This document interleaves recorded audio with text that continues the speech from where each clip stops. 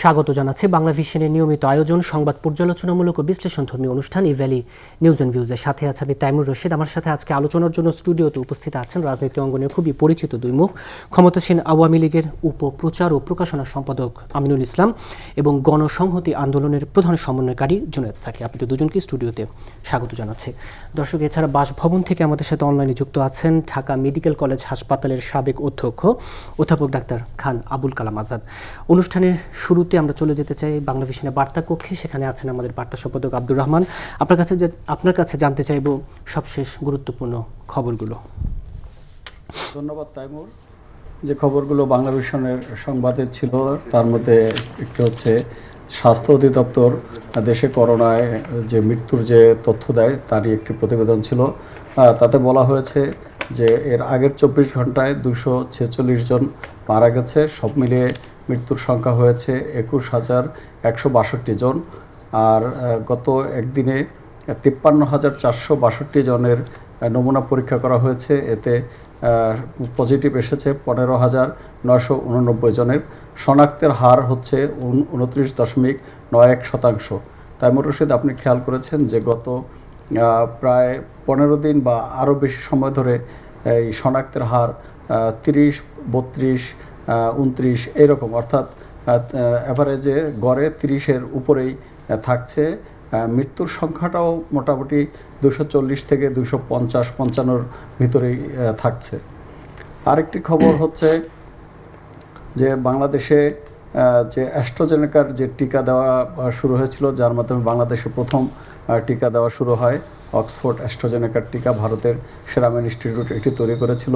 সেই টিকা সরবরাহ বন্ধ থাকায় মে মাসের দ্বিতীয় সপ্তাহ থেকে এর টিকা দেওয়া বন্ধ হয়ে গিয়েছিল। তার আগে বাংলাদেশে সব মিলিয়ে 58 লাখ মানুষকে এই টিকা দেওয়া হয়েছিল। দ্বিতীয় ডোজ দেওয়া হয়েছিল 42 লাখ লোককে, অর্থাৎ 16 লাখ মানুষ প্রথম ডোজ নিয়ে দ্বিতীয় ডোজ নিতে পারেননি। তাদের দ্বিতীয় ডোজ দেওয়া শুরু হয়েছে। জাপান থেকে 10 লাখ টিকা আসায় এইটা দেওয়া শুরু হয়েছে। আজ অর্থাৎ মঙ্গলবার আরও কয়েক লাখ টিকা আসবে, প্রায় 6.5 লাখ টিকা আসবে। ফলে বাদবাকি যারা রয়েছেন গতকাল শুধু ঢাকা, রাজধানী ঢাকা এবং ঢাকা বিভাগের জেলায় টিকা দেওয়া হয়েছে। এখন নতুন টিকাগুলো আসলে দেশের অন্যান্য যে সকল স্থানে অ্যাস্ট্রাজেনেকার টিকা নিয়েছেন কিন্তু দ্বিতীয় ডোজ পাননি, তারা টিকাটা নিতে পারবেন। আরেকটি খবর আছে যে টিসিবির পণ্য বিক্রি হচ্ছে। এটা মানুষের জন্য একটি স্বস্তিকর বিষয়। রাজধানী ঢাকায় 450 সহ সারা দেশে 450টি স্থানে এই টিসিবির পণ্য বিক্রি হয়। মোটামুটি কম দামে বিক্রি হয় বলে মানুষের এই পণ্য কেনার প্রতি আগ্রহ আছে। আমাদের প্রতিবেদনে বলা হয়েছে যে রাজধানীর বিভিন্ন এলাকায় যেখানে নিয়মিত ট্রাকগুলো আসে সেখানে মানুষ প্রতিদিনই আসেন, কিন্তু ট্রাকগুলো আসে অনিয়মিত। কখনো কখনো তাদের দেখা গেছে 3-4 ঘন্টা বসে মানুষ চলে যান, কিন্তু ট্রাক আসে না।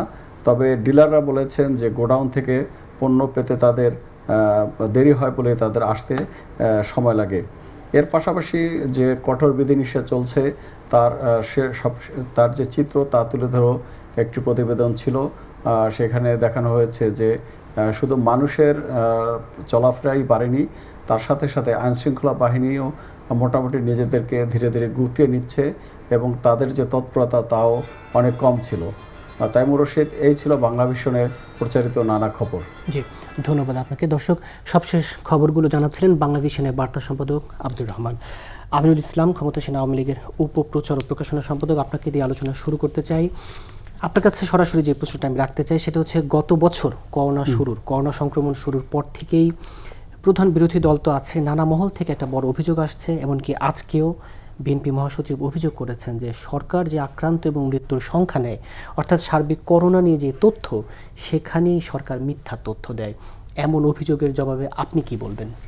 আমি শুরুতে আপনাকে ধন্যবাদ জানাচ্ছি এবং একই সাথে বাংলা ভিশনের দর্শক যারা এই অনুষ্ঠান দেখছেন সবাইকে সালাম জানাচ্ছি। আমি জানি না বিএনপির মহাসচিব কেন এই ধরনের একটা উদ্ভট কথা বললেন। তার এটা টোটাল একটা উদ্ভট তথ্য। তার কারণ হচ্ছে কি, ধরেন বাস্তবতাটা কি, এখন একজন মানুষ যদি শ্বাসকষ্টে মারা যায়, তাকে যদি টেস্ট করা না হয় যে ওনার কোভিড হয়েছিল কিনা, তাহলে চিকিৎসা বিজ্ঞানের কোনো ভাষাই উনি কোভিড আক্রান্ত হয়ে মারা গিয়েছেন অথবা উনি কোভিড আক্রান্ত রোগী, এই কথা দাবি করার বা বলার কোনো সুযোগ আছে কি না? এক নাম্বার 2 হচ্ছে কি, সরকার এখানে কোভিড আক্রান্ত রোগীর সংখ্যা অথবা মৃতের সংখ্যা কমিয়ে সরকারের লাভটা কি? আর যদি সরকার এরকম কমাতে থাকতো তাহলে সরকার কেনই বা এই মানে মানুষকে করোনা মুক্ত করার জন্য, টিকা প্রদান নিশ্চিত করার জন্য একটার পর একটা ইতিবাচক পদক্ষেপ নিচ্ছেন? আপনি এই কথাগুলো যদি আমি আলোচনা করি, আপনি দেখবেন বিএনপির মহাসচিব মির্জা ফখরুল ইসলাম আলমগীর সহ যারা প্রতিদিন টেলিভিশনের পর্দায় অথবা পত্রিকার পাতায় সরকারকে সমালোচনা করছেন, তুলোধুনো করছেন, তাদের স্ববিরোধিতারা দেখুন। ওরা একদিকে বলছে এই সরকার কথা বলার অধিকার কেড়ে নিয়েছে, আবার প্রতিদিন তাদের সমস্ত কথা বাংলাদেশের ইলেকট্রনিক মিডিয়া এবং প্রিন্ট মিডিয়ায় সমানে প্রচারিত হচ্ছে এবং সরকারের বিরুদ্ধে ওরা প্রতিদিন মিথ্যাচার করে যাচ্ছে। আবার পাশাপাশি তারা আজ অবধি করোনা টিকা নেওয়ার জন্য মানুষকে, হ্যাঁ ওরা যদি ক্ষমতা নেয় হয়তো ওরা টিকার ব্যবস্থা করতে পারবে না, কিন্তু করোনার টিকা নেওয়ার জন্য অথবা সংক্রমণ থেকে দূরে থাকার জন্য চিকিৎসা বিজ্ঞানীদের সর্বসম্মত যে মত, মাস্ক পরিধান করা, কিছুক্ষণ পরপর হ্যান্ড স্যানিটাইজ করা এবং সোশ্যাল ডিস্টেন্সিং করা, এই ধরনের একটি প্রচার কার্য তারা পরিচালনা করেছে কিনা সেটা প্রমাণ দেখেন, সেটাও তারা করছে না। সুতরাং তারা কেন যে এই কথাগুলো বলে, এগুলো আমার মনে হয় এই দেশের জনগণ জানে। আবার আমি আরেকটু বলি, ধরেন, আচ্ছা ঠিক আছে, আবার আপনার কাছে আসবো, একটু সংক্ষেপে আলোচনা করে আমি একটু আমাদের বিশেষজ্ঞের কাছে যাব। জুনায়েদ সাকি, গণসংহতি আন্দোলনের প্রধান সমন্বয়কারী, আপনাকে একই প্রশ্নের সূত্র ধরে জিজ্ঞেস করতে চাই, করোনা নিয়ে সরকারের যে নানা তথ্য সেখানে অসঙ্গতি আছে বলে কি আপনিও মনে করেন? সবাইকে সালাম, শুভেচ্ছা জানাচ্ছি, আপনাকে ধন্যবাদ জানাচ্ছি আমাকে আমন্ত্রণ জানানোর জন্য।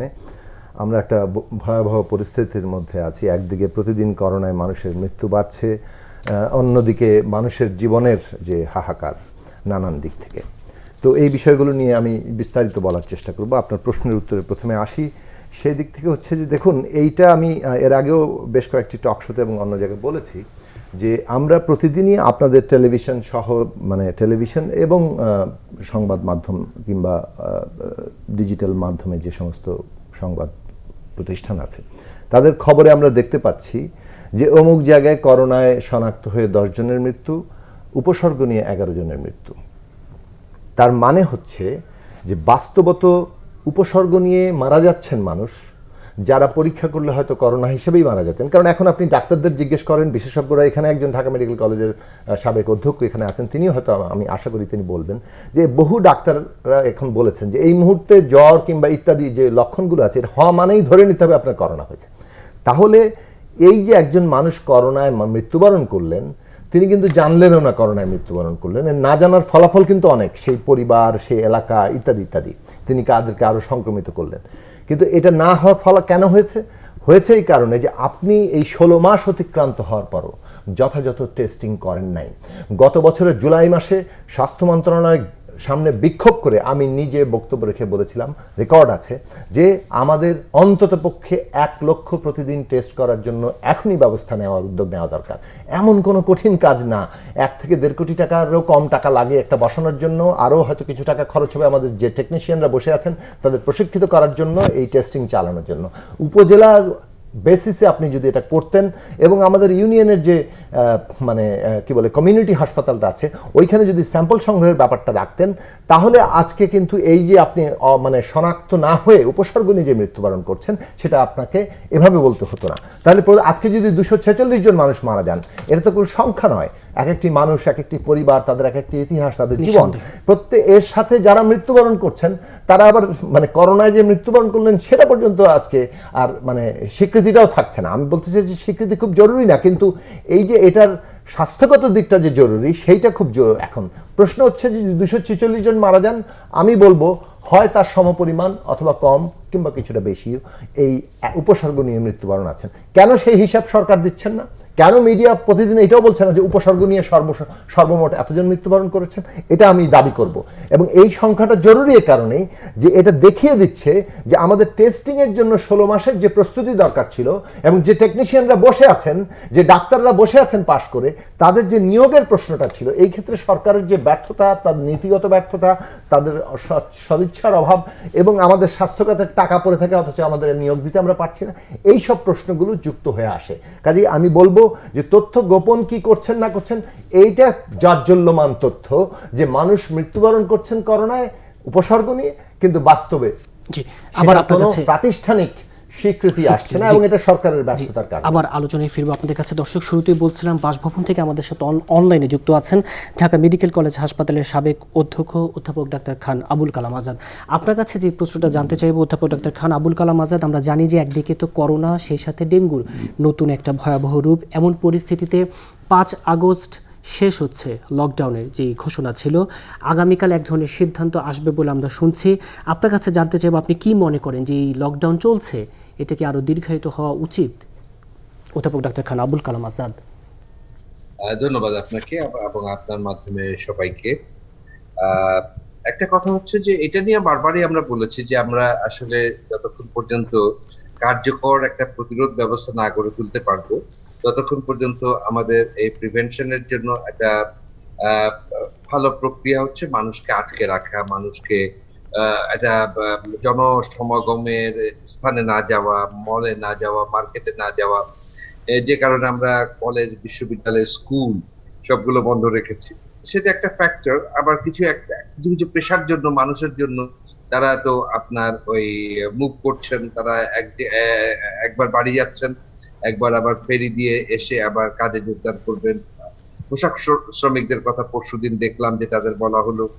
তো ইত্যাদি সব মিলিয়ে আমাদের ডেঙ্গু এবং কোভিড এখন যে অবস্থায় পৌঁছেছে, আসলে দুটো যদি একসাথে হতে থাকে তাহলে আসলে সামাল দেওয়া কঠিন। আমরা একসাথে আমাদের আপনার ভ্যাকসিনেশন প্রোগ্রাম চালাচ্ছি, এতে কোনো সন্দেহ নাই, এটা সাধুবাদ জানাই। আমাদের যে ভ্যাকসিনেশন গুলো যেভাবে হচ্ছে, এবং আশা করি আমরা এই প্রক্রিয়ায় চলতে গেলে একটা কিছুদিনের মধ্যে একটা ভালো সংখ্যক মানুষকে টিকা দান করতে পারবো। এবং ক্যাম্পেইনটা শুরু হচ্ছে, এবং এই ক্যাম্পেইনটা যদি 3 সপ্তাহে হয় তাহলে আমরা প্রায় 81 লক্ষ মানুষকে আমরা টিকা দিতে পারবো আগামী 3 সপ্তাহে। তো সেই বাস্তবতার কথা রয়েছে, কিন্তু সব মানুষকে বুঝতে হবে। দেখেন, আমরা যে এই পবিত্র ঈদুল আজহার আগে মানুষকে বললাম যে আপনারা যেখানে রয়েছেন থাকেন, আপনারা বাড়ি যাবেন না, এক জায়গা থেকে আরেক জায়গায় যাবেন না। ইতিমধ্যে তখন আমরা পদধ্বনি শুনতে পাচ্ছিলাম যে ডেল্টা ভ্যারিয়েন্ট এবং ইন্ডিয়ান ভ্যারিয়েন্ট এই সীমান্ত দিয়ে আমাদের কিছু কিছু মানুষের মধ্যে ওই সীমান্তবর্তী অঞ্চলে চলে এসছে। এখন যদি আমাদের এখান থেকে আরো যায়, এই পিপল মাইগ্রেশন মুভমেন্ট যাই বলেন না কেন, তাহলে এটা বিস্তর একটা ফারাক গড়ে দেবে। আমাদের গ্রাম, যেখানে অত্যন্ত একেবারে একটা নিরাপদ জায়গা ছিল, গ্রামে সংক্রমণের হার অনেক কম ছিল, কিন্তু গ্রামে এমন একটা সংক্রমণের হার হবে যেখানে এটা সামাল দেওয়া কঠিন হবে। টেস্ট করা বলেন, হসপিটালে জায়গা দেয়া বলেন, অক্সিজেন দেয়া বলেন, কিংবা আপনার আইসিইউর কথা বলেন, সেটা আমরা বারবার বলেছি, কিন্তু দেখা গেল যে মানুষ তারা সেটা মানেননি। এবং আমরা যে গত যে লকডাউন দেখছি, যে 23 তারিখ 21 তারিখ ঈদ হলো, 22 তারিখ বন্ধ, তারপর 23 তারিখ থেকে ঈদের পরবর্তী যে আমরা আবার লকডাউন দেখছি, আসলে ঢাকায় আমরা যারা থাকি, আমরা আসলে লকডাউনের কোনো চিত্র ওইভাবে বলতে পারবো না। আমরা যে অফিসে গেছি, আমি তো যেহেতু মেডিকেল কলেজে কাজ করি, জি অধ্যাপক ডাক্তার খান আবুল কালাম আজাদ, অর্থাৎ এই ধরনের মানে কার্যকর লকডাউন না হলে আসলে এই ধরনের লকডাউন দিয়ে আসলে কোনো মানে সুফল মিলবে না, আপনি সম্ভবত এটাই বলতে চাচ্ছেন? আমি এটাই বলতে চাচ্ছি যে আমাদের এই লকডাউনের কোনো উপকার করবে না। জি আপনি আমাদের সাথে আপনি আমাদের সাথে যুক্ত থাকুন। আরো প্রশ্ন আছে আপনার কাছে আমিনুল ইসলাম। এই আলোচনার সূত্র ধরে একটু আপনার কাছে প্রশ্ন রাখতে চাই।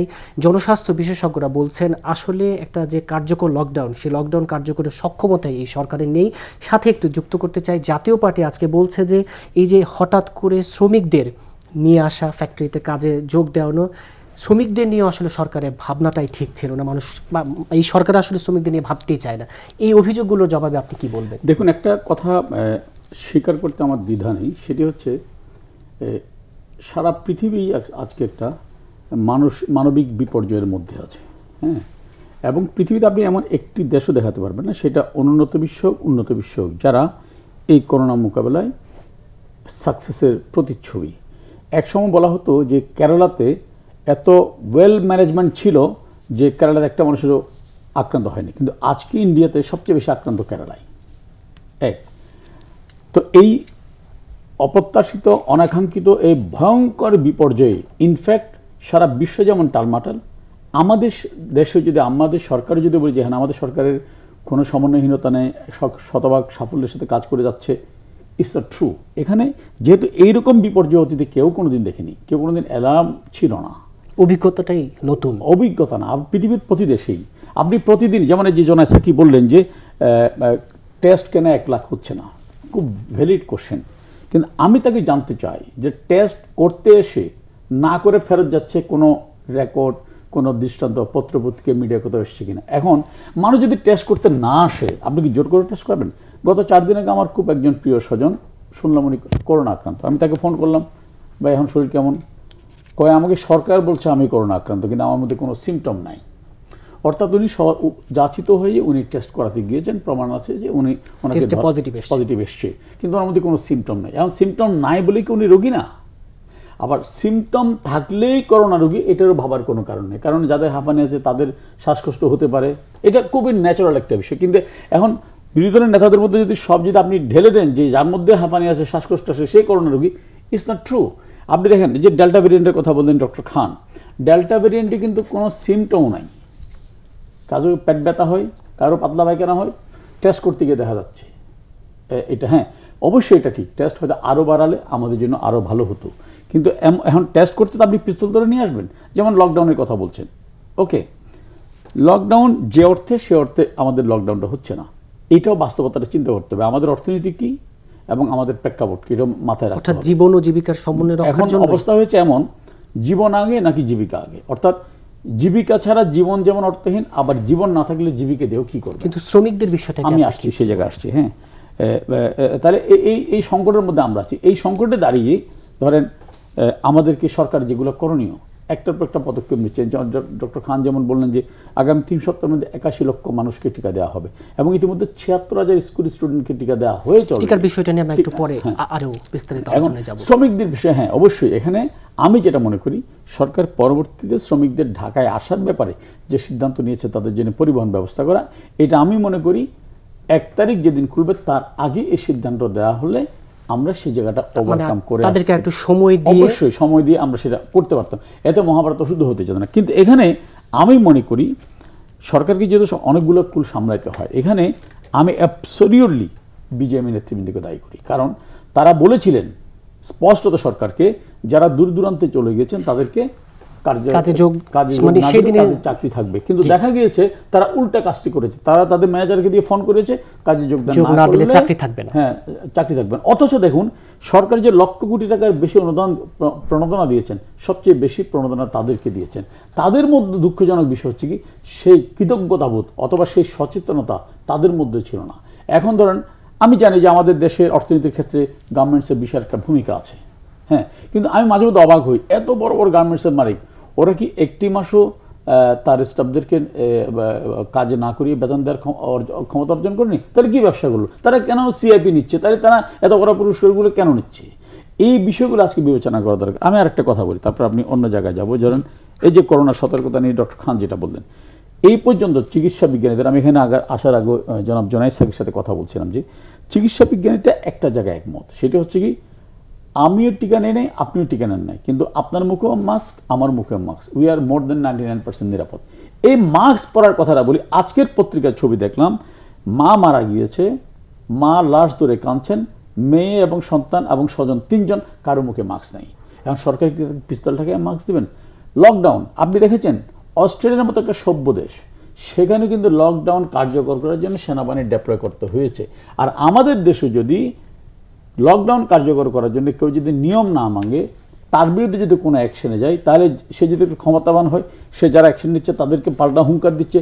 আর তারা যদি একটু গরিব হয়, তখন জোনায়েদ সাকিরা বলছেন যে মানবতাকে আমরা ভুলুণ্ঠিত করছি। এই অবস্থার মধ্যে আমরা আছি, কিন্তু তাদের কোনো সমাধান নেই। যেটা আমি বলছিলাম যে বিএনপি নেতৃবৃন্দ এর এসবি আহমেদ বলেছিলেন যে এই টিকা নিলে জি, মানুষ বাঁচবে আবার না। আপনার কাছে আলোচনায় ফিরবো। এই বিএনপি নেতারা বলছিলেন যে এটা বুড়িগঙ্গার পানি দিয়ে তৈরি, এই টিকা নেওয়া যাবে না। আবার এই প্রতিদিন আলোচনায় তারা ফিরবো। মানুষকে টিকা না নেওয়ার জি, জন্য, টিকা নিয়ে আরো না নেওয়ার আলোচনায়- জন্য করোনার ঝুঁকির মধ্যে ফেলেছেন, আবার সরকারকে দায়ী জি, করছেন। জুনায়েদ স্যার, আপনার কাছে যে প্রশ্নটা রাখতে চাই, এই যে লকডাউন আসলে সরকার কতটা জোর করে আর ইয়ে করবে যদি আমরা নিজেরা সচেতন না হই, এই সাথে ওই বিজিএম সময় দিন, আমি ধীরে ধীরে কয়েকটি কথা বলতে চাই। প্রথম বিষয় হচ্ছে যে অন্যান্য রোগ তো নিশ্চয়ই আছে, কিন্তু এ ব্যাপারে আবারও আমি বিশেষজ্ঞ চিকিৎসকদের বিভিন্ন অনুষ্ঠান তাদের বক্তব্য শুনেছি, পরিষ্কারভাবে তারা বলেছেন আপনি যদি আক্রান্ত হন, আপনার পরিবারের অন্য সদস্য যদি আক্রান্ত নাও হয়, ইভেন টেস্টে নেগেটিভ আসে, তাকেও পজিটিভ ধরে নিতে হবে, এবং লক্ষণ থাকলে তো কোনো কথাই নেই, যে মোটামুটিভাবে আপনাকে করোনা ধরে নিতে হবে।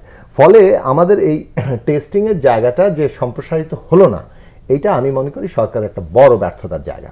আচ্ছা, 2 নম্বরে আসি, যে লকডাউন। এখন লকডাউন নিশ্চয়ই একটা পদ্ধতি, কিন্তু এই পদ্ধতি তো স্থানকাল পাত্রভেদে একই রকম হয় না, স্থানকাল পাত্রভেদে এর পার্থক্য ঘটে। এখন কানাডায় যেভাবে হবে, বাংলাদেশে পার্থক্য ঘটবে, এত জনবহুল দেশ, এত অর্থনৈতিকভাবে আমাদের সক্ষমতা সব কিছু। কিন্তু আমরা বললাম যে আমাদের সক্ষমতা অনুযায়ী কি কি কাজ করা যায়। 2.5 কোটি পরিবার নিম্ন আয়ের অথবা দারিদ্র্য সীমার কাছাকাছি অথবা তার নিচে, আপনি তাদেরকে খাদ্য সহায়তা দিন, অর্থ সহায়তা দিন। আপনি সেক্টর ওয়ারি বিভিন্ন সেক্টরে আপনি টাকা দেন। শুধু গার্মেন্টস সেক্টরের 3 মাসের বেতন দিলেন, এই একটা কাজ ছাড়া বেসিক্যালি বাকি টাকা ওই যে মাসে 20 টাকার মতো দাঁড়ায়। দুঃখিত। আর আপনি এই যে টেস্টিং, অক্সিজেন, আইসিইউ, কেন আমরা জেলায় জেলায় অক্সিজেন প্লান্ট বসাতে পারলাম না? 6 কোটি টাকা লাগে, বিভিন্ন হিসাব, হয়তো কম বেশি, কিন্তু আমরা অক্সিজেনের অভাবে ভুগছি এখন। আমরা কেন আনুপাতিক হারে আইসিইউ বসাতে পারলাম না? কেন ট্রেনিং তৈরি করতে পারলাম না? ডক্টর জাফরুল্লাহ চৌধুরী বলেছেন 3 সপ্তাহ লাগে। আচ্ছা, আমি ধরে নিলাম আরো 1 মাস লাগে, 2 মাস লাগে, কিন্তু আমরা তো 16 মাস সময় পেয়েছি। ফলে 2020 সালের মার্চ, এপ্রিল, মে, জুনে আমরা যে কথা বলেছি, জনস্বাস্থ্য বিশেষজ্ঞরা যা বলেছেন, আমরা তাদের সাথে বলেছি লকডাউন লকডাউন লকডাউন, কিন্তু 16 মাসে আমরা এসে দেখেছি যে করোনায় যদি মাস্ক সত্যিকার অর্থে ব্যবহার করা হয়, তাহলে আপনি অনেকটাই এই রোগ থেকে, এমনকি যেমন ধরেন আমি, আমার মা, আমার বড় বোন একই রুমে এই চিকিৎসা নিয়েছেন হাসপাতালে, আমি তাদের প্রধান সেবক ছিলাম, আমি করোনা মাস্ক পরে তাদেরকে তার সেবা যত্ন করেছি, এবং আমি কিন্তু করোনা আক্রান্ত হইনি। তার মানে হচ্ছে যে এটা সম্ভব। এখন এই যে মাস্কের ব্যাপারটা কেন পড়ছে না, আমরা দুটো জায়গা কি সরকার করতে পারছে? একটা মাস্কের দাম কত?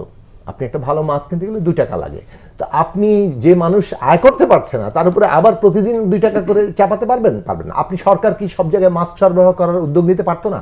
মাস্কের দাম কত হয়, এই ক্ষেত্রে কি আপনি সত্যিকার অর্থে ব্যয় করতে পারতেন না? 1 2 হচ্ছে যদি মাস্ক সরবরাহ করেন এবং এই ক্ষেত্রে এনফোর্সমেন্ট করেন, এনফোর্সমেন্ট বলতে কান ধরে বসানো না, আপনি মাস্কটা পরিয়ে দেন এবং একটা সোশ্যাল কম্পালশন ক্যাম্পেইন তৈরি করেন যে আমি আপনাকে বলবো কেন আপনি মাস্ক পরছেন না। আমরা প্রত্যেকেই যদি প্রত্যেককে এটা বলার জায়গায় যেতাম, তাহলে একটা পরিস্থিতি তৈরি হতো। এখন সরকার তো লকডাউন কার্যকর করতে পারত যদি সদিচ্ছা এবং যথাযথ তার ব্যবস্থাপনা থাকতো। আমরা সেই জায়গায় বিরাট ব্যর্থতা দেখেছি। এখন তার পরিণতি দেখেন। আজকে একটা পরিণতি হচ্ছে আপনি গার্মেন্টস শ্রমিকদের নিয়ে আলোচনা করছেন। আমি এটার একটা কথা বলি, 5 তারিখ পর্যন্ত বলেছেন গার্মেন্ট বন্ধ থাকবে। আচ্ছা, আমি খুব পরিষ্কার করে বলতে চাই যে গার্মেন্ট শিল্প কিংবা রপ্তানি শিল্পটা আন্তর্জাতিক সাপ্লাই চেন, এটা ঠিক বাংলাদেশের একটা দেশীয় শিল্প, এখানকার মার্কেটের উপর নির্ভরশীল, এটার সাথে আন্তর্জাতিক বাজারের সাথে এটা। ফলে এটা যদি ধরেন বায়ার যদি কোনো কারণে অর্ডার বাতিল করে দেয়, তাহলে উনি ডুববেন, নানান রকম ঘটনা আছে, এবং শ্রমিকরা কাজ হারাবেন। ফলে দ্বিধারই তলোয়ার, একদিকে আপনার স্বাস্থ্যগত ঝুঁকি, আরেকদিকে কাজ হারানোর ঝুঁকি। সেক্ষেত্রে যদি মালিকরা বলেন যে আমরা কাজ হারাচ্ছি, আমাদের বন্ধ হয়ে যাবে, ঠিক আছে খুলতে পারে, তো খোলার সিদ্ধান্ত আপনারা নিলেন।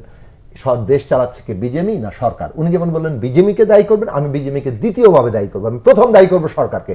সরকার যদি দেশ চালিয়ে থাকে, তাহলে তারা বলতে পারতেন যে ঠিক আছে খুলবে, কিন্তু তার আগে শ্রমিকরা কিভাবে আসবে সেই ব্যবস্থা নিশ্চিত করতে হবে। কিভাবে আসতে পারতো? সারা প্রত্যেকটা জেলা উপজেলায় বাস বসে আছে, আপনি বলতে পারতেন শ্রমিকদের আইডেন্টিটি কার্ড আছে, তোমরা আইডেন্টিটি কার্ড দেখাও, বাসের টিকিট কেটো, আসো, এবং ডিস্টেন্সিং মেনটেন করে আসো। এইটা বলার ম্যানেজমেন্টের যে জায়গা, এবং এটাকে কল্পনা করা এবং মানুষকে মানুষ ভাবা, শ্রমিকদেরকে যদি মানুষ ভাবতো, তাহলে আজকে এই সিদ্ধান্তটা আসতো। এবং আমি অবশ্যই বিজেপির নেতৃবৃন্দকে দায়ী করব যে আপনাদের সব কথা আমরা মানলাম যে ঠিক আছে, কারখানা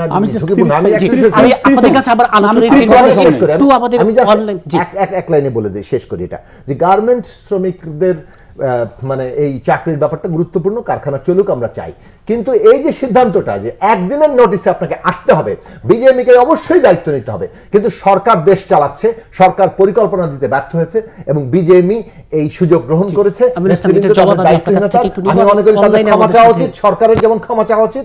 আজকে শ্রমিকদের যে গরু মানে পশু প্রাণীর চাইতেও খারাপ ভাবে তাদেরকে এই অমানবিক ভাবে আজকে যে চিত্রায়ন হলো, এইটা বাংলাদেশের ইতিহাসে লেখা থাকবে যে কিভাবে মানুষের প্রতি আচরণ। আবার আপনাদের কাছে আলোচনায় ফিরবো। দর্শক, আমাদের সাথে অনলাইনে যুক্ত আছেন অধ্যাপক ডাক্তার খান আবুল কালাম আজাদ। আপনার কাছে এখন যে আমি প্রশ্নটা করতে চাই, আমরা দেখলাম আজকে একটা বঙ্গবন্ধু শেখ মুজিব মেডিকেল এবং IEDCR দুটো গবেষণায় আমরা দেখলাম যে যারা টিকা নেননি তাদের মৃত্যু ঝুঁকিটা 10 গুণ বেশি। এমন বাস্তবতায় সামনের যে দিনগুলো আমরা দেখছি যে টিকা নিয়ে কিছুটা যে অনিশ্চয়তা ছিল সেটা একটু একটু কেটে যাচ্ছে, এমন বাস্তবতায় টিকা কার্যক্রমটা আরও কতটা জোরদার করা প্রয়োজন বলে আপনি মনে করেন অধ্যাপক ডাক্তার খান আবুল কালাম আজাদ?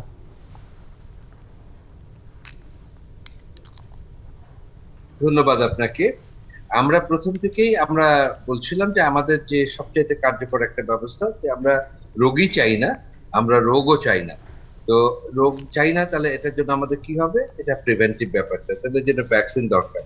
তো ভ্যাকসিন আমাদের এখন পর্যন্ত যে কয়টা ইউজ করা হয়েছে, আমাদের ইমার্জেন্সি লিস্টিং এর হুর মধ্য দিয়ে বাংলাদেশে আমরা 7টা ভ্যাকসিনকে আমরা এখন পর্যন্ত অ্যাপ্রুভাল দিয়েছি। আর ইউকে তে আপনার 4টা ভ্যাকসিনকে, ইউএসএ তে 3টা ভ্যাকসিনকে দিয়েছে। এবং কোনো ভ্যাকসিনই কিন্তু দাবি করে নাই যে তার একটা বা দুটো ডোজ দেওয়ার পরে, জনসনের একটা ডোজ দিতে হয়, অন্যদের দুটো করে ডোজ দিতে হয়। কেউ কিন্তু 100% আপনাকে রোগ থেকে বাঁচাতে পারবে না। তাহলে ভ্যাকসিনটার প্রধান কাজ কি? কেন ভ্যাকসিনের জন্য আমরা এরকম ভাবে প্রত্যাশা করছিলাম? আমরা যখন দেখলাম এই ভাইরাসের বিরুদ্ধে কার্যকর কোনো ওষুধ তৈরি করতে পারছি না, এই ভাইরাস এমন শরীরে গিয়ে এমন একটা আচরণ করে যে মানুষকে মৃত্যুর ঝুঁকিতে ফেলে দেয়। হোক না সেটা 5 ভাগ, হোক না সেটা 15 ভাগ, কিন্তু যে পরিবারে একজন মানুষের মৃত্যু হয় সেটা অত্যন্ত বেদনাদায়ক। তাহলে আমরা চাচ্ছিলাম যে ভাইরাসটাকে নিবৃত্ত করার জন্য সমস্ত রেকর্ড ভঙ্গ করে একটা বিপ্লবের মতো রিভলিউশনারি একটা আমাদের এই ভ্যাকসিনকে আবিষ্কার করা হয়েছে। এবং এর মধ্যে আপনি দেখেন যে আমাদের অনেকগুলো দেশে এই ভ্যাকসিন গুলো কার্যকর, এবং বাংলাদেশও গুটি গুটি পায়ে আগাচ্ছে। আমাদের প্রায় 3 ভাগ লোককে আমরা ইতিমধ্যে কার্যকর ভাবে ভ্যাকসিন দিয়ে ফেলতে পেরেছি। তো ভ্যাকসিনটা কি কাজ করে?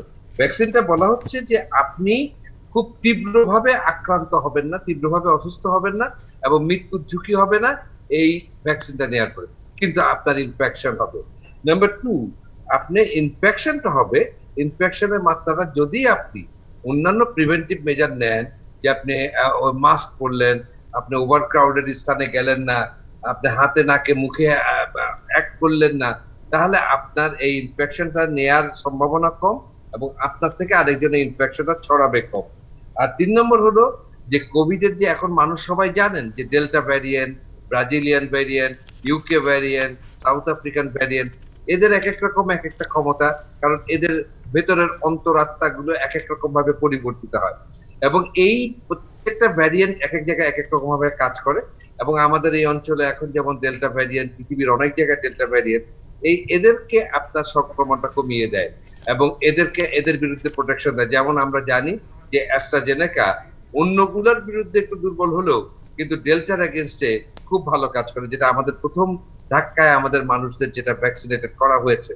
তাহলে এই বাস্তবতার নিরিখে আমরা বলতে পারি যত দ্রুত সম্ভব সমস্ত কিছু আমাদের ভ্যাকসিন অ্যাভেলেবিলিটি রয়েছে, ইকুইটির ব্যাপারটা রয়েছে, আমাদের এই যে ডিপ্লোমেসির ব্যাপারটা রয়েছে।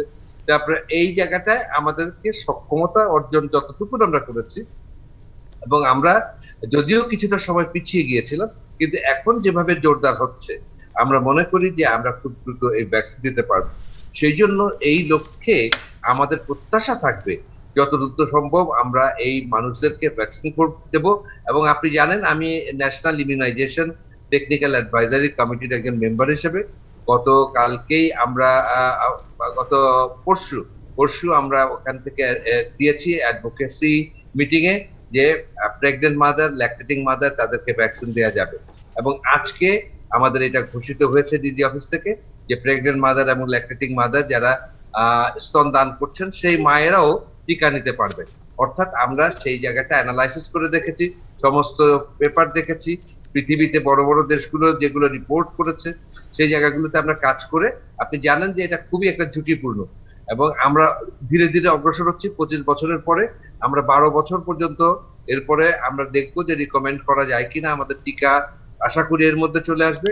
এবং আমরা জানি যে আমাদের একটা বিরাট বড় অংশ আমাদের এই যে শিশুরা যাদের হাতে আগামী দিনের বাংলাদেশ থাকবে, তারা কিন্তু স্কুলে যেতে পারছে না, তারা অনলাইনে ক্লাস করছে। তো সেই জন্য আমাদের টিকার একটা জরুরি, যেভাবে আমাদের রয়েছে অনেকগুলো কোম্পানির সাথে আমাদের যে চুক্তিয়ালি রয়েছে, আমরা কিছু কিছু উপহার হিসাবেও পেয়েছি, আমরা কিনেও আনতে পারছি। তো সেই লক্ষ্যে আমি বলবো যে এখন পর্যন্ত যদি সবকিছু ঠিকঠাক থাকে তাহলে ইনশাআল্লাহ আগামী বছরের মাঝামাঝি আমাদের দেশে সবাই টিকা পেয়ে যাবে। জি, আমরাও এবং সেই পরবর্তীতে প্রত্যাশায় রাখি যে প্রস্তুত পেতে দ্রুতই যাবে। মানে একটা বড় শতাংশ, অর্থাৎ যেটা বলা হয় বিশ্ব স্বাস্থ্য সংস্থা যে 80% মানুষকে করোনা টিকার আওতায় আনার মধ্য দিয়ে বাংলাদেশ করোনা মুক্ত হবে। অধ্যাপক ডাক্তার খান আবুল কালাম আজাদ, আপনাকে ধন্যবাদ আমাদের সময় দেওয়ার জন্য। দর্শক, অনলাইনে যুক্ত হয়েছিলেন ঢাকা মেডিকেল কলেজ হাসপাতালের সাবেক অধ্যক্ষ অধ্যাপক ডাক্তার খান আবুল কালাম আজাদ। আমিনুল ইসলাম, আপনার কাছে প্রশ্নের উত্তর জানতে চাইবো, তবে ছোট্ট একটা বিরতির পর। যেই প্রশ্নের উত্তর আপনার কাছে জানতে চাইবো, আমরা দেখছিলাম জুনায়েদ সাকিব বলছিলেন যে শুধু বিজিএমের উপর একা দোষ চাপানো যাবে না এর, এবং সেই সাথে যে প্রশ্ন উত্তর জানতে চাইবো, এত বছরে, অর্থাৎ এত বছর মানে বলছে এই 16 মাসেও কেন স্বাস্থ্য খাতের অবকাঠামোগত কাজটা একটা প্রত্যাশিত জায়গায় নিয়ে যাওয়া সম্ভব হলো না? শ্রমিকদের যে অমানবিকভাবে আবার কাজে ফিরিয়ে আনা হলো, স্বাস্থ্যবিধির তো কোনো তোয়াক্কাই ছিল না, এটার দায় শুধু বিজিএমের উপর চাপানোটা কতটা যৌক্তিক? আর এই 16 মাসেও স্বাস্থ্য খাতের অবকাঠামোগত যে প্রত্যাশিত উন্নতি কেন হলো না? দেখুন, জুনায়েদ সাকিব একটা চমৎকার কথা বলেছেন যে গার্মেন্টস শিল্প নিয়ে, যে এটা একটা আন্তর্জাতিক বাজারের সাথে রিলেটেড বিষয়। এটা আমি চাইলেই হুট করে প্রোডাকশন বন্ধ করতে পারি না, হ্যাঁ, তাহলে আমার দেশের অর্থনীতির চাকা স্তব্ধ হয়ে যাবে। এবং এটার একটা বাস্তবিক এক্সাম্পল হচ্ছে গত পরশু পর্যন্ত বাংলাদেশ বিশ্বে গার্মেন্ট শিল্প উৎপাদন দ্বিতীয় ছিল, ভিয়েতনামে। আমরা গত পরশু সেখান থেকে এক ধাপ পিছিয়ে গেছে, নেমে তৃতীয় হয়েছে, কারণ এই কোভিড সিচুয়েশনের কারণে। এই বাস্তবতার আলোকে বিজেপি নেতৃবৃন্দ যখন আমাদের সরকারকে বুঝালো এই বাস্তবতাটা, ঠিক জুনায়েদ সাকিব যে দৃষ্টিকোণ থেকে বলছেন যে সেই ক্ষেত্রে এগুলো খুলে দেওয়া যেতে পারে, সরকার সেই বাস্তবতাটা বিবেচনা নিয়ে যখন খোলার সিদ্ধান্ত নিয়েছিল, তখন সরকারই তাদের কাছ থেকে জানতে চেয়েছিল যে কোরবানির বন্ধে অনেক শ্রমিক দেশের বা নিজ গ্রামে ফিরে গিয়েছেন, তারা কী করে আসবেন। তখন বিজেপি নেতৃবৃন্দ ওদেরকে এনশিওর করেছে, গভর্নমেন্টকে, আমাদের কারখানার অ্যাডজাসেন্ট এরিয়াতে যে শ্রমিকগুলো আছে এবং আমাদের কারখানার মধ্যেও শ্রমিকদের থাকার জায়গা আছে, তাদেরকে আমরা স্যানিটাইজ এবং অর্থাৎ স্বাস্থ্যবিধি নিশ্চিত করে তাদের দিয়ে আমরা এই কাজটা চালিয়ে যাব। তারপর লকডাউন খুললে ওরা আস্তে আস্তে আসবে। এটা ছিল তাদের একেবারে সর্বসম্মত সিদ্ধান্ত, এবং সেটা আপনি পত্রপত্রিকা সব মিডিয়ায় কিন্তু এতে এসছে। এখন যদি আপনি প্রকাশ্যে কোনো একজন এমডি বা মালিককে জিজ্ঞেস করেন যে আপনি কেন এটা বলেছেন, ওরা বলবে যে আমরা কাউকে সাংবাদিক, আমরা কোনো শ্রমিককে এটা বলিনি। কিন্তু বেশ কয়েকজন শ্রমিক মিডিয়ায় তাদের অভিমত ব্যক্ত করেছে যে আমাদেরকে ম্যানেজার জিএম ফোন করেছে, তোমাদের আসতে হবে, না আসতে চাকরি নাই। তাহলে এখানে জুনায়েদ সাকিব যে দৃষ্টিকোণ থেকে বললেন যে এই আলোকে এগুলো খুলে দেওয়া যেতে পারে, সরকার সেই বিবেচনায় খুলে দিয়েছে, এবং তাদের কথার পরিপ্রেক্ষিতে, তাদের কথা শুনে, তাহলে সরকার যে তাদের কথাটা বিশ্বাস করলো, তাহলে এটাও কি সরকারের পাপ হলো? সরকার অথবা বিরোধী দল যারা হোক, এরা কিন্তু কোনো বায়বীয় জিনিস না, এগুলো একটা মানুষের সমষ্টি, একটা মেশিনারি। সরকার একটা মেশিনারি, বিরোধী দল একটা মেশিনারি, জুনায়েদ সাকিব একটা দল করেন, সেই দলের একটা মেশিনারি। ওই দলের প্রাণ নেই, এই মানুষগুলি হচ্ছে দলের প্রাণ। তাহলে এখানে সরকার ঠকলো এটা এক। তারপরেও সরকার দায়িত্বশীলতার পরিচয় দিল কিভাবে? যখন দেখছে মানুষ এইভাবে হুড়মুড় করে আসছে, তারপরে ওই দিন রাতেই সরকার সিদ্ধান্ত নিল যতটুকু পারে গাড়ির ব্যবস্থা করেছে মানুষ যেন ঠিকমতো ঢাকায় আসতে পারে, এবং সেটাও আপনারা মিডিয়ায় দেখেছেন। হয়তো জুনায়েদ সাকিবদের যেহেতু একটা সরকারের সমালোচনা করতে হবে, না রাজনীতির ক্ষতি হবে, সে কারণে এগুলো বলছে। এটা বিউটি অফ ডেমোক্রেসি। আমি বলছি না, আমি বলি তারপর উনি বলুন, এটা আমি অ্যাপ্রিসিয়েট করি, এই সমালোচনা করবে। এখন সেকেন্ড প্রশ্ন হচ্ছে কি, সরকার বা স্বাস্থ্য বিভাগ কেন একটা অবকাঠামো বা একটা জায়গায় গেল না? সরকার যদি 16 মাসে কোনো জায়গায় নাই যেতে পারে, আমি আপনাকে 22শে ফেব্রুয়ারির কথা বলি। 22শে ফেব্রুয়ারি যেদিন বাংলাদেশে 40 লক্ষ মানুষ টিকা নিয়েছিল, সেদিন কানাডায় মাত্র 9 লাখ মানুষ টিকা নিয়েছিল। পরবর্তীতে যেহেতু আমাদের দেশে অ্যাস্ট্রাজেনেকার চুক্তি ছিল, ইন্ডিয়াতে সে ভয়াবহ আকার ধারণ করার জন্য তারা স্বাভাবিকভাবে পৃথিবীর মানুষ চাইবে আগে আমি বাঁচি, নাহলে তার সরকারও থাকবে না। আমরা একটু পিছিয়ে গেছি। এক, সরকার যদি স্বাস্থ্য বিভাগে একটা জায়গায় অবকাঠামো তৈরি করতে না পারতো, তাহলে 7ই অগাস্ট থেকে সরকারের বাবারও ক্ষমতা ছিল না সারা দেশের ইউনিট লেভেল পর্যন্ত উইদাউট এনি আইডি কার্ড টিকার ব্যবস্থা। কিন্তু শুধু নিশ্চিত টিকার করার ব্যবস্থাটা কোনো ছাড়াও শেষ করতে জুনেস নেই। সাকি যেটি বলছিলেন আমি যে বলছি হাসপাতালগুলোতে অক্সিজেন বা অন্যান্য আমি আসছি, হ্যাঁ, সেটা সম্ভব হতো না। অর্থাৎ সরকারের সমস্ত মেশিনারিজগুলো কাজ করছে। এখন আইসিইউ, এখানে ডক্টর খান থাকলে ভালো হতো, ওনাকে জিজ্ঞেস করবেন। একটা আইসিইউ মানে কিন্তু একটা বেড আর একটা মেশিনারি সেট করে দেওয়া না। ওই আইসিইউ অপারেট করার জন্য যে দক্ষ মানুষগুলো দরকার, সেটা কিন্তু আপনি মেশিন দিয়ে অর্ডার দিয়ে বানাতে পারবেন না। আপনি টাকা দিয়ে মেশিনগুলো আনতে পারবেন, ওই টেকনিশিয়ানটা তৈরি করতে আপনার সময় লাগবে। আপনি বলি আপনাকে, জার্মানিতে যখন করোনাটা ছড়িয়ে পড়ে, তখন জার্মান তৈরি করে প্রায় 40,000 আইসিইউ বেড তৈরি করেছিল। টোটাল তখন 90,000 আইসিইউ বেড জার্মানে, কিন্তু তারপরে ওরা মৃত্যুর মিছিল থামাতে পারেনি। এই জন্য বলছি, এখানে মৃত্যু মিছিল থামানোর সবচেয়ে বড় এবং প্রধান উপযোগ্য বিষয় হচ্ছে মাস্ক পরা। আর উনি বলছেন যে সরকার কেন বিনামূল্যে মাস্ক দিচ্ছে না। আমি গত পরশুর কথা বলি, গত পরশু আমি নিজে আমার এলাকায় ছাত্রলীগ নেতা কর্মী দিয়ে কয়েক হাজার মাস্ক বিতরণ করিয়েছি। মাস্ক নিয়ে রিক্সাওয়ালারা পকেটে ঢুকে রাখে, মাস্ক পরিয়ে দিচ্ছে, তারপরে 1 মিনিট পরে খুলে ফেলছে। এখন ওখানে কি আপনি পিস্তল ঠেকাবেন?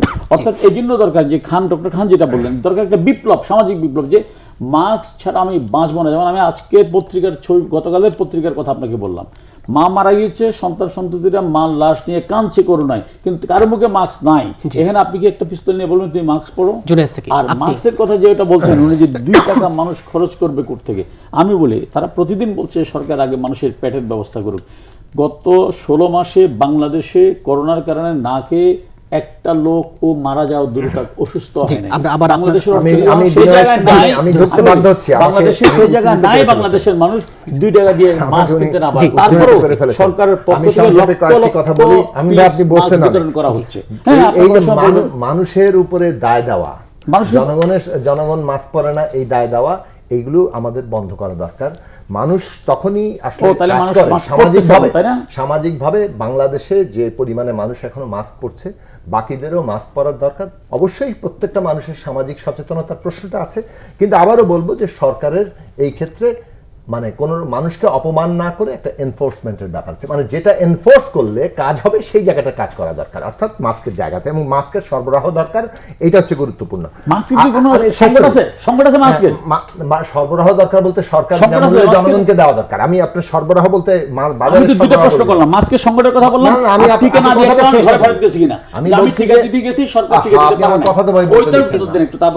আমি বলছি যে মাস্কের বাজারে সরবরাহ থাকলে হবে না, জনগণের কাছে বিনামূল্যে মাস্ক বিতরণের জায়গা করতে হবে। উনি বলছেন উনি বিনামূল্যে বিতরণ করছেন। আমরা গার্মেন্ট যখন চলেছে, সেখানে আমরা গার্মেন্ট শ্রমিকদের মধ্যে মাস্ক বিতরণ আমাদের সাংগঠনিক উদ্যোগে আমাদের যতটুকু সংগঠনের ক্ষমতা আছে আমরা এগুলো করে যাচ্ছি। এইসব কথা এখানে প্রচার করে আপনি সময় দিবেন না আমাকে, আমরা সংগঠন আকারে কি করছি, কিন্তু এইটা আসলে প্রয়োজনের তুলনায় যথেষ্ট সরকার পারে কাজ করতে, সুতরাং সেইটা করতে হবে। 2 নম্বর হচ্ছে উনি বললেন যে সরকারের বিজিএমই কে বিশ্বাস করেছে। গত বছরের কি ঘটেছিল 2020 সালের মার্চ এপ্রিলে? আপনার অভিজ্ঞতা নাই? সরকারের জনপ্রশাসন মন্ত্রীর এখানে ভয়াবহ ব্যর্থতার ব্যাপার নাই যে আপনি গণপরিবহন বন্ধ রেখে আপনি বিজিএমইর কাছে বিশ্বাস করে বসে থাকলেন যে ওনারা গার্মেন্ট খুলে দিবেন, অথচ শ্রমিকরা আসবে না? শ্রমিকের তো নিজেরই মনে হবে আমার চাকরি থাকবে না। সুতরাং আপনি গণপরিবহন খুলবেন, কিভাবে আসবে এই পরিকল্পনার পরে আপনি সিদ্ধান্ত ঘোষণা করবেন, সিদ্ধান্ত ঘোষণা আগে করে দিলেন। এগুলো হচ্ছে সরকারের ব্যর্থতার দায় না নিয়ে খালি ওই কি বলে কথা ঘুরিয়ে ফিরিয়ে বললে কাজ হবে না। আমি কয়েকটা কথায় আসি, সেটা হচ্ছে যে ভ্যাকসিনের প্রসঙ্গে আমি আসি। আজকে প্রাথমিক শিক্ষকদের অবস্থা দেখেন, এই লকডাউন, প্রাথমিক শিক্ষক থেকে শুরু করে মাধ্যমিক শিক্ষক, আপনি সরকারি শিক্ষা প্রতিষ্ঠানে নয় বেতন দিচ্ছেন, কিন্তু প্রাইভেট শিক্ষা প্রতিষ্ঠানগুলোর যে লক্ষ লক্ষ শিক্ষকরা আজকে তাদের যে করুণ দুর্দশা আসছে, তারা পেশা বদলে সবজি বিক্রি করছে। এই জায়গাটা কেন এসছে? এইবারে প্রাইমারি স্কুলে এনরোলমেন্ট কত, মানে ভর্তি হয়েছে কত, বিরাট সংখ্যায় কমে গেছে। এই যে মানে স্কুলগুলোতে টাকা নাই, বেতন দিতে পারছে না, এবং সেই জায়গায় কোনো প্রণোদনা নাই। গত বছর 5,000 টাকা, আর এই বছরও নাকি 5,000 টাকা। এ দিয়ে কি আপনি একটা মানে একজন স্কুল শিক্ষকের জীবন চলবে পুরো বছর ব্যাপী? এইটা হচ্ছে এই যে শিক্ষা যে ধ্বংসের মুখে যাচ্ছে, এইটার প্রায়োরিটাইজ আপনি করতে পারেন না। এখানে প্রণোদনার ব্যাপার কেন যাচ্ছে? ছাত্ররা ভর্তি হতে পারছে না, কারণ আপনি যদি দোকান কর্মচারীদের দিকে তাকান, গতকালকে না পরশুদিন দোকান কর্মচারী অ্যাসোসিয়েশন বলেছে যে 27 লক্ষ কোটি টাকার এই লকডাউনে তাদের ক্ষতি হয়েছে। এখন আপনি বলতে পারেন যে বাড়িয়ে বলেছে কি কমিয়ে বলেছে, এই হিসাবের কথা ক্ষতি যে হয়েছে এতে তো কোনো সন্দেহ তাতে কোনো সন্দেহ নাই। তাহলে দোকান কর্মচারীরা কি অবস্থা আছে, এমনকি দোকান মালিকরা কি অবস্থা আছে, তাদের ভাড়া দিতে হচ্ছে, কর্মচারীদের বেতন দিতে হচ্ছে, তারা পাচ্ছে না বলেই তাদের ছেলে মেয়েরা ভর্তি হতে পারছে না। আপনি পরিবহন শ্রমিকদের কি দুর্দশা, আপনি সিএনজি চালকদের কি দুর্দশা আজকে চিন্তা করেন। আপনি চিন্তা করেন চা শ্রমিকরা, প্রান্তিক মানুষরা, তৃতীয় লিঙ্গের মানুষরা, তাদের দিকে কে খেয়াল করছে। আপনি ক্ষুদ্র অতি ক্ষুদ্র এসএমই খাত 2000 কোটি টাকা বরাদ্দ দিয়েছেন। আরে ভাই, দেশের কোটি কোটি কর্মসংস্থান এই ক্ষুদ্র অতি ক্ষুদ্র এসএমই খাতে। এইখানের যে বরাদ্দ, সে বরাদ্দ ছাড়ও হয় না আপনার। আপনি প্রতিদিন নীরব ছাঁটাই হচ্ছে। আপনার যদি 3 জন কর্মচারী থাকে, আপনি তাদেরকে ছাঁটাই করে দিচ্ছেন, কে প্রতিবাদ করবে? ফলে এই যে বিরাট ক্ষয়ক্ষতি, এর ফলাফলটা আজকে এই লকডাউনের মানুষের হাহাকার। তার মানে আপনি যদি এই ধরনের লকডাউন চালায় যান, আমি আজকে একটা ছোট্ট উদাহরণ দেই। আমাদের অফিসের নিচের একজন দোকান নিয়ে বললো যে আমার 6 লক্ষ টাকা তার অ্যাডভান্স দেওয়া আছে, সেটা প্রায় বেশিরভাগ অংশ ইতিমধ্যে কেটে নিয়েছে, সে ভাড়া দিতে পারছে না, এবং তার যে কর্মচারীদের 18,000 20,000 টাকা বেতন সে দিতে পারছে না। তাহলে এখন সে তো পথে বসবে এইভাবে লকডাউন চললে। তাহলে আমাদের কি করা দরকার? করা দরকার হচ্ছে এই সমস্ত জায়গায় প্রণোদনার ব্যবস্থা করা, এবং এগুলো সীমিত পরিসরে, মানে অর্থাৎ স্বাস্থ্যবিধি মেনে এগুলো খুলে দেওয়ার ব্যবস্থা করা। খুলে দিতে শর্তটা কি? ভ্যাকসিন। তাহলে আমি এই লক্ষ লক্ষ কোটি টাকা যেখানে ক্ষতি হচ্ছে, একদিনের লকডাউনে যে ক্ষতি হয়, আর আমি যদি এখন সর্বোচ্চ দামেও স্বচ্ছতা আমি চাই, কিন্তু আমার যদি $20 কথার কথা, যদি $20 বাজারে দাম হয় ভ্যাকসিন, তাহলে বাংলাদেশের উচিত সর্বোচ্চ মানে যে কোনো দামই ভ্যাকসিন ক্রয় করার জন্য ছাপিয়ে পড়া। তাদের সরকারের ব্যর্থতার কারণেই 3 মাস আমরা ভ্যাকসিনের পিছিয়ে পড়েছি। সরকার যদি তখনই আগে চায়না, রাশিয়া এবং আমেরিকার সাথে তখনকার যোগাযোগ যখন সেরামের সাথে চলছে একসাথে চালাতো, তাহলে আমরা এখন ওই 3 মাসের মাঝখানের গ্যাপে পড়তাম না। এইখানে হয়তো অনেকগুলো মানুষের জীবন বাঁচানো যেত। এখন উনি বলছেন আইসিইউতে থাকলে কি জার্মানি করাতে পেরেছে? আইসিইউতে গিয়ে যদি কেউ মারা যায়, চিকিৎসা পাওয়ার পরে কেউ যদি মারা যায়, আপনার একটা সান্ত্বনা থাকে, কিন্তু অক্সিজেনের অভাবে হাহাকার করে যখন মারছে, তখন সেই পরিবারের উপরে কি ট্রমা, সারা দেশের উপরে কি ট্রমা হয়। তাহলে আমি বলি অক্সিজেন হাতে আসলে বেশি সময় নেই, শেষ করছি। অক্সিজেন, আইসিইউ এগুলো যে তারা করতে পারেন নাই, এবং টেকনিশিয়ানের কথা বারবার বলছে। আমি বলছি যে হাজার হাজার টেকনিশিয়ান, হাজার হাজার ডাক্তার, ডাক্তার যেগুলো সেগুলোতে সরকার দিচ্ছে, একজন 2 স্পেশাল ডাক্তার অ্যাপয়েন্টমেন্ট 3 সপ্তাহ লাগে, 12,000 মাস অ্যাপয়েন্টমেন্ট 1 মাস বাড়ান, 2 মাস বাড়ান, 3 মাসের ট্রেনিং দেন, আপনি 16 মাস পায় এই ট্রেনিং, এই লোক নাই।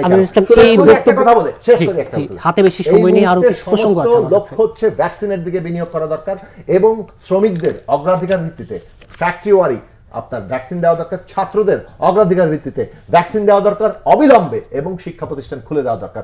আমরা আগামী 2 সপ্তাহ 3 সপ্তাহের মধ্যে কিভাবে শিক্ষা প্রতিষ্ঠান খুলবো এবং তাদেরকে ভ্যাকসিনেট করব, সেইটা হচ্ছে প্রধান মনোযোগের জায়গা। নাহলে শিক্ষা ব্যবস্থা একদিকে ধ্বংস হচ্ছে যদি শ্রমিকদেরকে অগ্রাধিকার ভিত্তিতে ভ্যাকসিন না দেন। এই বক্তব্যগুলো আমাদের বিষয়ে আপনার বক্তব্য জানতে চাইবো, সাথে আমি একটু যুক্ত করি। সরকারের দুর্নীতির কারণে মানুষ মরছে, না বক্তৃতা দেওয়া যায় না, এটা বক্তৃতা না। আপনি পৃথিবীর, আমি বলি ওনাকে, আমি যে প্রশ্নটা করলাম যে টিকা টেস্ট করতে এসে টেস্ট না পেয়ে ফেরত গেছে একটা লোকের নাম বলুন, বলতে পারবে না।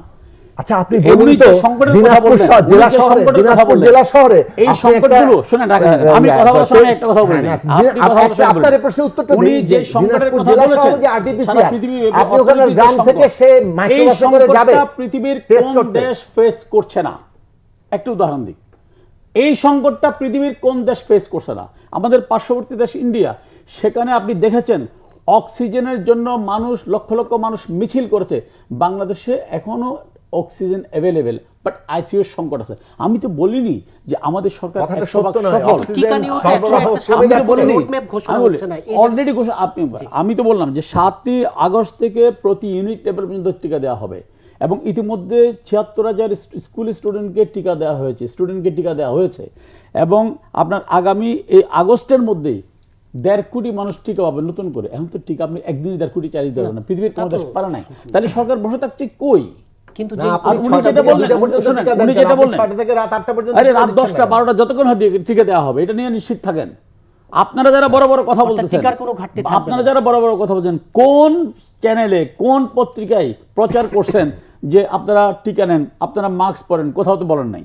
শুধু এখানে এসে এই কি সরকারের সমালোচনা মানে এসব ছাড়া। তথ্য- আমি তো বললাম না না না তথ্য- তো 100% তথ্য আমি তো মানে বললাম ভুল তথ্য বলবেন বিএনপি না। নেতারাই ভুল বলছে তথ্য বলবেন না। যে আমরা পরিষ্কার করে এই- বলছি যে এই- vaccine আমি- should be আপনি priority। আপনি বলতে আপনার কথা বলছেন, আমি অ্যাজ এ হোল বিরোধী দলের কথা বলছি। বিরোধী দল আমরাই। বিএনপি নেতারা বলছে এই টিকা যেমন বুড়িগঙ্গার পানি দিয়ে তৈরি, এই টিকা এটা মুরগির টিকা, এই টিকা সরকার আগে বিএনপি নেতাদেরকে মারবে যদি এগুলো বেঁচে বলে যায়, নিজেদের তাহলে সরকার ব্যর্থতা নেবে। ঢেকেন না। না আমাদের, আমি তো বলিনি যে আমরা 100% সফল, বাট আমরা অন্য অনেক অনেক বরং হচ্ছে একটা টিকা অনেক কিনতে 500 টাকা সফল। লাগে, টিকা আমরা দিতে সফল 2500 বলেই- টাকা, স্বাস্থ্যমন্ত্রী এই যে উনি জবাব বললেন যে দিচ্ছেন। উনি বললেন যে টেকনিশিয়ান, এই সরকার টু ফেস দিস ক্রাইসিস 2 দফা স্পেশাল বিসিএস নিয়ে 8000 থেকে 9000 ডাক্তার এই কথা বলবেন, আবার যখন বলবো ICU নাই কেন, তখন এবং বলবেন technician নাই। 12000 নার্স নিয়োগ দিয়েছে, তাহলে সরকার বসে আছে কোথায়? না, না, কারণ আপনি কি যখনই মাটি দিয়ে ICU মানুষ কথা বানাবেন, বলবেন, ডাক্তার তখন বলবেন বানাবেন? technician নাই। আপনি কি এখানে মানুষ যে বানাবেন? অভিযোগটা Technician দেওয়া is হয় same যে things। যখন আপনি যে কথাটা দেখেন, সাময়িক সবই যদি আমার কথা কথাটা বললাম, বললাম, আসলে না বলি, যখন করোনাটা শুরু হলো চায়নাতে 15 দিনে 10 তলা 2টা হসপিটাল করা হয়েছে। করোনা যখন কমে আমাকে একটু আসলো বলতে দিবেন। হসপিটালগুলো তুলে ফেলা হয়েছে। এখন চায়নার টেকনোলজি বাংলাদেশের টেকনোলজি এক না। আমি বললাম উনি যে অভিযোগগুলো করলেন, মানুষ কষ্টে আছে, স্কুল টিচার কষ্টে আছে, পরিবহন শ্রমিকরা কষ্টে আছে, দ্যাটস ট্রু। কিন্তু আমি বলছি কি এই করোনাকালীন সময়ে পৃথিবীর কোন দেশের মানুষ এই কষ্টে নেই? কোন দেশের মানুষ? তাই বলতে সরকার বসে নেই, সরকার আমাদের সীমিত সামর্থ্য দিয়ে আমরা যা যা করার তা করে যাচ্ছি। এবং উনি যে সরকারের সমালোচনা করছে এটাকে আমি অ্যাপ্রিসিয়েট করছি, করুক, it is right, they have right, কিন্তু পাশাপাশি নিজেরাও কিছু করুক। সরকার সীমিত আচ্ছা, সামর্থ্য আমি দিয়ে আপনার কথা সবকিছু বলি, করে উনি নিজেরা সরকার করুক কিছু মানে করুক। কি, আমাদের কাছে টাকা আছে, আমরা যে টাকা টাকা দিয়ে লাগে না তো। আমি কথাটা শেষ করি। প্রচার করতে টাকা সেটা লাগে। সরকারের কাছে টাকা আছে, জনগণের টাকা, আরে আমার বাবা, টাকা সরকারের কাছে আছে। সরকারের তো আমি শেষ বিশ্বাস করি। সরকারের কাছে যে টাকা আছে, হাতে বেশি সময় নেই। আমি বলছি তো, সরকারের কাছে যে টাকা আছে, আজকে এই আমি যে যারা আজকে দুর্দশা আছে তাদের কাছে টাকা পৌঁছানো হোক, সেটাই তারা পৌঁছাচ্ছেন না। আমরা দাবিটা করছি ভাই পৌঁছান। আর 2 হচ্ছে টেকনিশিয়ান নিয়োগের কথা বলবেন, আবার বলবো যখন আইসিইউ নেই বলে টেকনিশিয়ান লাগবে। আমার কথা হচ্ছে 16 মাসে আপনি টেকনিশিয়ান তৈরি করতে পারেন না, 16 দিন লাগে একজন টেকনিশিয়ান তৈরি করতে। এক, আপনি কেন ওষুধের দাম, ইকুইপমেন্টসের দাম কমান নাই? না কমানোর না ফলে জেনে কথা বলতেছি, এটা আমি আবারও বলি, না ভাই জেনে আপনি কথা না জেনে কথা না বলছেন জেনে এবং আপনি না জেনে আপনি কথা কোন বলছেন। ওষুধ, আমি বলছি যে কোন মেশিনের কথা বলেন, আমাকে বলেন। আমি তো বলি যে কোন ইকুইপমেন্ট, machine, আপনি কোন প্রত্যেকটা equipment, ট্যাক্স কোন equipment-এর কথা বলেন আপনি আমরা আমাকে? এই বিষয়ে সংবাদ সম্মেলন কোন- করে বলেছি। কোন equipment-টা আমি বলেন? এই যে একটা আইসিইউতে particular এক একটা equipment। খরচ 20,000 থেকে 35,000 টাকা প্রতিদিন বিভিন্ন হাসপাতাল নিচ্ছে। এর যে খরচ কমানোর জন্য যে ব্যবস্থা ছিল, বেসরকারি হাসপাতালগুলোর উপরে সিলিং নির্ধারণ করা দরকার ছিল, কত খরচ আপনি করতে পারেন, এই সব বিষয় থেকে শুরু করে বহু জায়গায় এখন আজকে বাজার- স্বাস্থ্যমন্ত্রী বাজার অর্থনীতি কি স্বাস্থ্যমন্ত্রী বেসরকারি যখন হাসপাতালের উপরে ভ্যাকসিন control দেওয়া দেওয়ার যায়? জন্য পার ভ্যাকসিন 500 টাকা কিনে 2,500 টাকা দেওয়ার খরচ বানান, এটা যখন রিপোর্ট হয় আমরা স্বাস্থ্যমন্ত্রীকে কোনো জবাবদিহিতার জায়গা আসতে দেখি না। আমরা দেখি না যে 400 টাকার সুচ কিভাবে 20,000 টাকা কেনা হয়। ফলে এই সামগ্রিক জায়গা থেকে স্বাস্থ্যমন্ত্রীর যে অপসারণ দরকার ছিল সেটা আজকে পর্যন্ত নাই। এগুলো থেকে বোঝা যায় যে দুর্নীতি কিভাবে পৃষ্ঠপোষকতা আমাদের দেওয়া হাতে হয়। একেবারেই সময় ফলে নেই। আমি আবারও বলবো যে সমস্ত জায়গাতে দুর্নীতি বন্ধ করা দরকার সে বন্ধ করেন, যে সমস্ত জায়গায় প্রণোদনা দেওয়া দরকার দেন, এবং এই ধরনের লকডাউনের নামে তামাশা বন্ধ করে আমাদের হাতে একেবারে সময় নেই। স্বাস্থ্যবিধি মেনে মানুষকে ভ্যাকসিন দেন। সংক্ষেপে একটি ভ্যাকসিনের জন্য বক্তব্যের জবাব সমস্ত চেয়ে আমি অর্থ অনুষ্ঠান শেষ করব, বিনিয়োজিত সেটা করেন। হচ্ছে এই যে স্বাস্থ্যমন্ত্রীকে কেন জবাবদিহিতার আওতায় আনা যাচ্ছে না, এর একটা ছোট্ট উত্তর। জবাবদিহিতা বলতে কি, ওনার পদত্যাগই কি একমাত্র সমাধান? ওনার অপসারণ আমি করা সেটা মনে করি দরকার। না। কারণ আমি মনে করি স্বাস্থ্যমন্ত্রী কোনো ব্যক্তি কোনো বিষয় না, একটা সিস্টেম হচ্ছে বিষয়। সেই সিস্টেম চালু আছে বলেই আমি এতক্ষণ যে কথাগুলো বললাম আপনাকে, সিস্টেম চালু আছে বলেই আমাদের করোনার টিকা দেওয়া থেকে শুরু করে এবং যতগুলো করণীয় পদক্ষেপ নেওয়ার সবগুলো পদক্ষেপ সরকার নিচ্ছে। এবং উনি যে বললেন যে ইকুইপমেন্টের দাম, প্রথম যেই টেস্টিং কিটগুলো আসতো এক একটা কিটের দাম পড়তো 2600-2700 টাকা, এখন সেই কিট সরকার নিচ্ছে 800 টাকা করে। তা উনি যে বললেন যে দাম কমাচ্ছে না, এখন উনি বলছেন যে বেসরকারি আচ্ছা রে ভাই, হসপিটালগুলোর সিলিং করে দাও। শুনেন, এবারের বাজেটের পরে আমিন ভাই আপনি এই নিয়ে যদি আমার সাথে তর্ক করতে চান আমরা আবার একটা বসে তর্ক করব। এবারের বাজেটের পরে আমাদের হাতে আসলে একেবারে সময় নেই। এবারের বাজেটের পরে আমরা পরিষ্কারভাবে ধন্যবাদ। স্বাস্থ্য পরবর্তী সংক্রান্ত নিঃসন্দেহে equipment আমাদের বিষয়ে নিয়ে দক্ষিণ আলোচনা করব। দক্ষিণ গেটে ইভ্যালি বক্তৃতা নিউজ করার এন্ড জিনিস ভিউজ আজ সরকার এই পর্যন্ত। চালানো। আগামী পর্ব দেখার আমন্ত্রণ রইল। সে পর্যন্ত ভালো থাকুন, সুস্থ থাকুন, আর এই করোনাকালে অবশ্যই স্বাস্থ্যবিধিগুলো মেনে চলুন।